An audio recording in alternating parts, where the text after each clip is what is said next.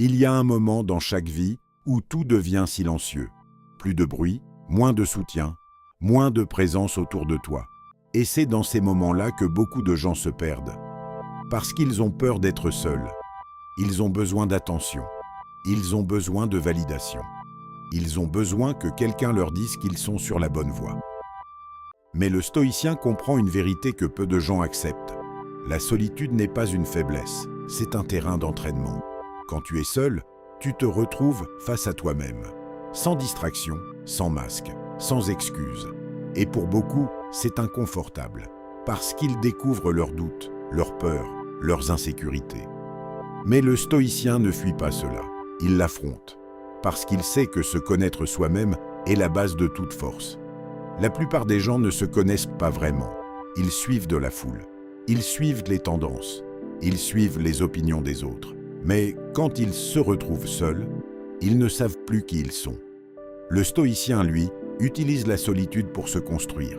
Il réfléchit, il analyse ses pensées, il corrige ses erreurs.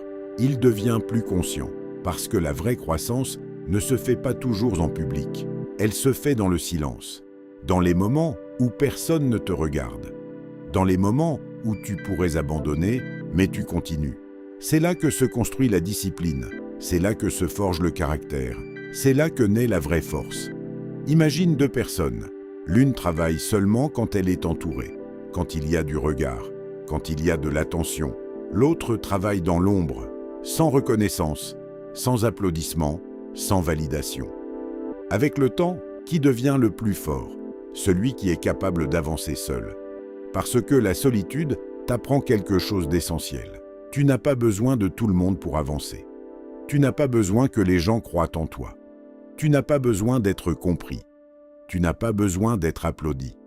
Tout ce dont tu as besoin, c'est de rester fidèle à toi-même. Il y aura des moments où personne ne sera là pour te soutenir. Des moments où tu douteras. Des moments où tu te demanderas si ça vaut la peine de continuer.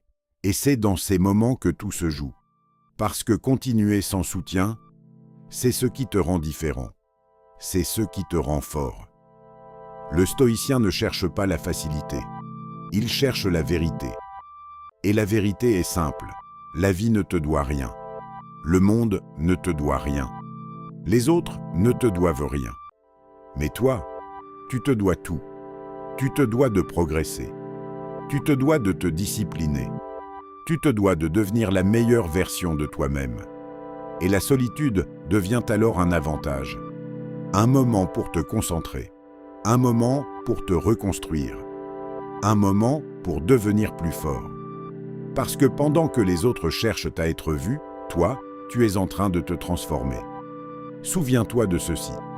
Les grandes transformations se font dans l'ombre, pas dans le bruit, pas dans les regards, pas dans les distractions, mais dans le silence.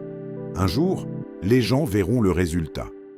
Ils verront ta force, ils verront ton évolution, mais ils ne verront jamais les heures passées seules, les moments de doute, les sacrifices invisibles. Et c'est ça la différence. Alors n'aie pas peur de la solitude.